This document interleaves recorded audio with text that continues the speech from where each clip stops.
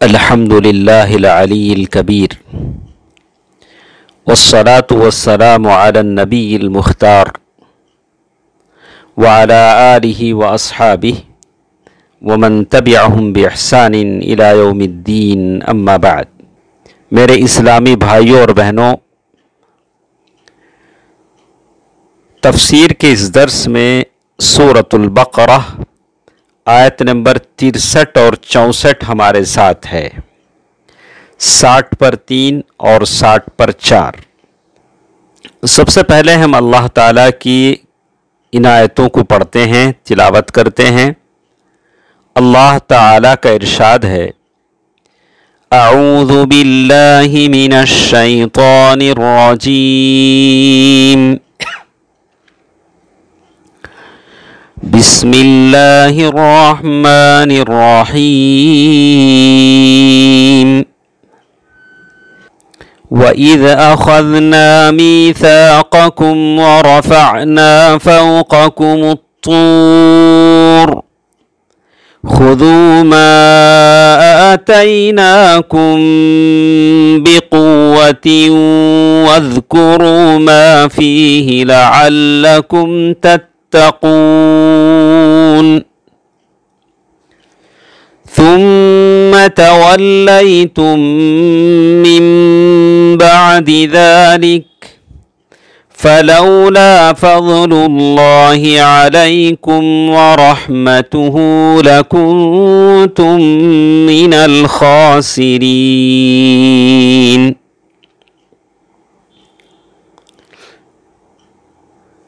اور جب لیا ہم نے پختہ وعدہ تم سے اور بلند کیا ہم نے تم پر طور پہاڑ کو، اور کہا پکڑو تم اس کو جو دیا ہم نے تمہیں قوت سے، اور یاد رکھو تم جو کچھ اس میں ہے، شاید کہ تم متقی بن جاؤ۔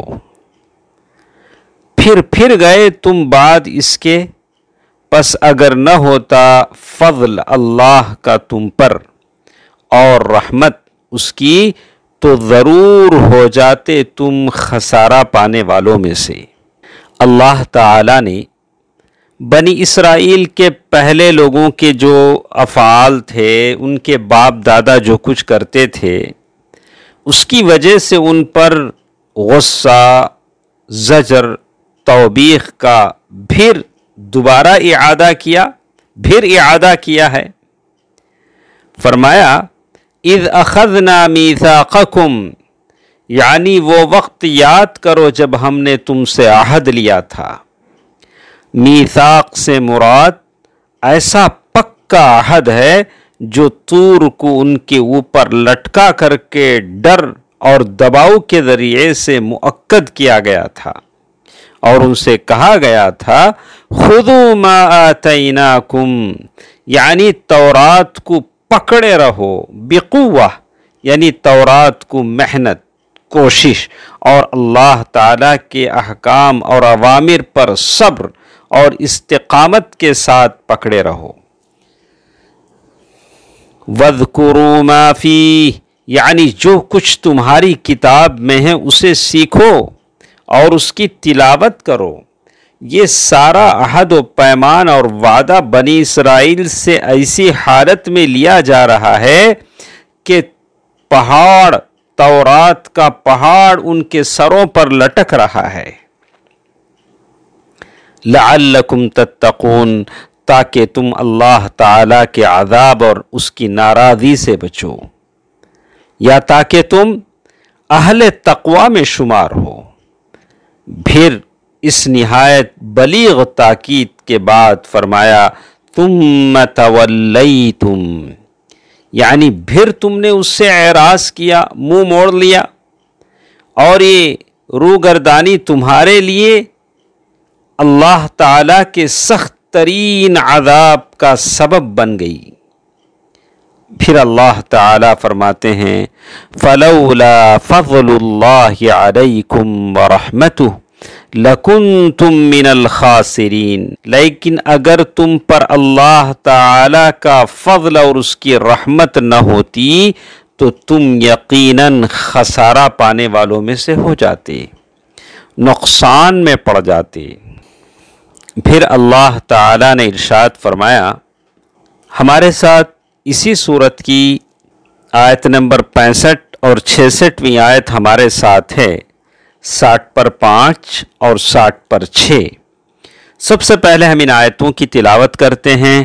اللہ تبارک و تعالیٰ کا ارشاد ہے، اعوذ باللہ من الشیطان الرجیم، بسم اللہ الرحمن الرحیم، وَلَقَدْ عَلِمْتُمُ الَّذِينَ اعْتَدَوْا مِنْكُمْ فِي السَّبْتِ فَقُلْنَا لَهُمْ كُونُوا قِرَدَةً خَاسِئِينَ فَجَعَلْنَاهَا نَكَالًا لِمَا بَيْنَ يَدَيْهَا وَمَا خَلْفَهَا وَمَوْعِظَةً لِلْمُتَّقِينَ۔ اور البتہ تحقیق جان لیا تم نے ان لوگوں کو جنہوں نے زیادتی کی تم میں سے ہفتے کے دن میں، تو کہا ہم نے ان سے ہو جاؤ تم بندر ذلیل، پس کیا ہم نے اس واقعے کو عبرت ان لوگوں کے لیے جو اس کے سامنے موجود تھے اور جو اس کے پیچھے آنے والے تھے، اور کیا نصیحت متقی لوگوں کے لیے۔ تفسیر یعنی تمہارے نزدیک ان لوگوں کی حالت ثابت ہو گئی ہے الذین اعتدوا منکم فی السبت، جنہوں نے تم میں سے ہفتے کے روز زیادتی سے کام لیا تھا۔ یہ وہ لوگ تھے جن کا قصہ بڑی تفصیل کے ساتھ اللہ تعالیٰ نے سورۃ الاعراف میں بیان فرمایا ہے۔ سورۃ الاعراف آیت نمبر 163 سے لے کر 165 تک کی آیتیں ہیں۔ اللہ تبارک و تعالیٰ کا ارشاد ہے، وَاسْأَلْهُمْ عَنِ الْقَرْيَةِ الَّتِي كَانَتْ حَاضِرَةَ الْبَحْرِ إِذْ يَعْدُونَ فِي السَّبْتِ إِذْ تَأْتِيهِمْ حِيتَانُهُمْ يَوْمَ سَبْتِهِمْ شُرَّعًا وَيَوْمَ لَا يَسْبِتُونَ لَا تَأْتِيهِمْ كَذَلِكَ نَبْلُوهُمْ بِمَا كَانُوا يَفْسُقُونَ وَإِذْ قَالَتْ أُمَّةٌ مِّنْهُمْ لِمَ تَعِظُونَ قَوْمًا اللَّهُ مُهْلِكُهُمْ أَوْ مُعَذِّبُهُمْ عَذَابًا شَدِيدًا قَالُوا مَعْذِرَةً إِلَى رَبِّكُمْ وَلَعَلَّهُمْ يَتَّقُونَ فَلَمَّا نَسُوا مَا ذُكِّرُوا بِهِ أَنجَيْنَا الَّذِينَ يَنْهَوْنَ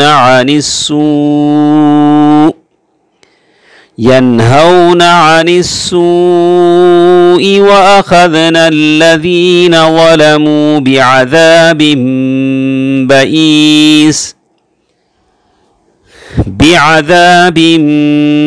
بَئِيسٍ بِمَا كَانُوا يَفْسُقُونَ۔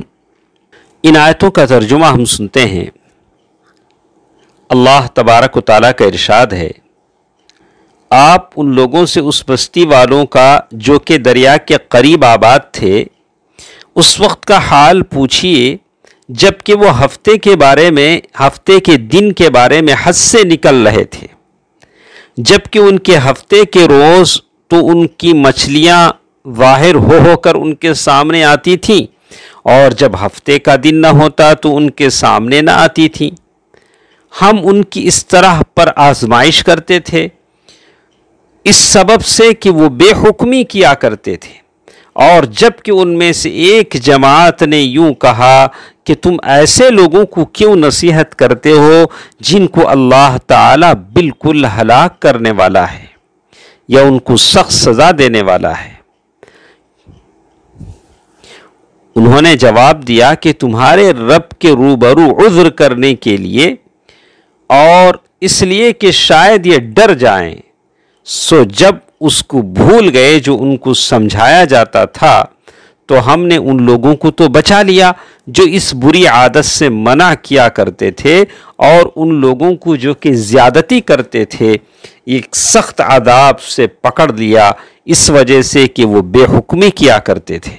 اس گناہ عظیم نے ان پر اللہ تعالیٰ کا غضب واجب کر دیا، قردۃ خاسئین، اور ان کو حقیر اور ذلیل بندر بنا دیا۔ اور اللہ تعالیٰ نے اس سزا کو ان قوموں کے لیے نکالا لما بین یدیہا، عبرت بنا دیا جو اس وقت وہاں موجود تھیں، اور اس زمانے کی وہ قومیں جن تک یہ خبر پہنچی، وما خلفہا، اور ان قوموں کے لیے جو ان کے بعد آئیں، تاکہ بندوں پر اللہ تعالیٰ کی حجت قائم ہو اور وہ گناہوں سے باز آ جائیں۔ مگر یہ نصیحت صرف اہل تقوی کے کام آتی ہے، ان کے علاوہ دیگر لوگ اللہ تعالیٰ کی نشانیوں سے فائدہ نہیں اٹھاتے ہیں۔ انشاءاللہ کچھ باتیں اور ہمارے ساتھ ہیں، کل کے درس میں ہم سنیں گے۔ السلام علیکم ورحمۃ اللہ وبرکاتہ۔